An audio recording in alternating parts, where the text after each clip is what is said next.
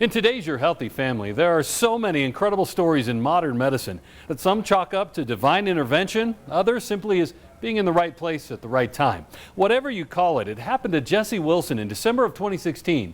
He was in town from Michigan with his wife visiting their daughter while their son-in-law was deployed. For what I've went through, what I've seen, how I feel now,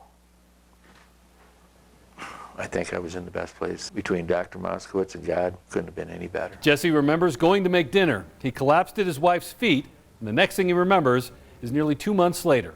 Dr. Shea Moskowitz was Jesse's neurosurgeon. He had a brain aneurysm that ruptured, that required urgent surgery, had a blood clot that had to be removed.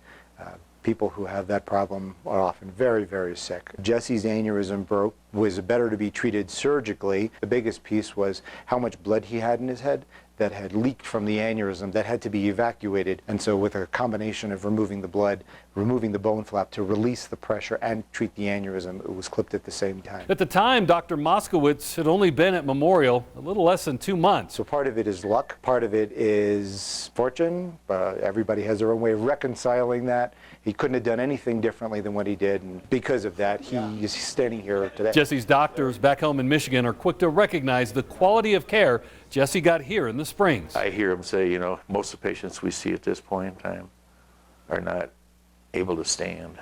We'll have more of Jesse's road to recovery and the reunion he had with many of the people who cared for him that he has no memory of here in the Springs. For Your Healthy Family, I'm Ira Cronin. For more health stories, head to yourhealthyfamily.com.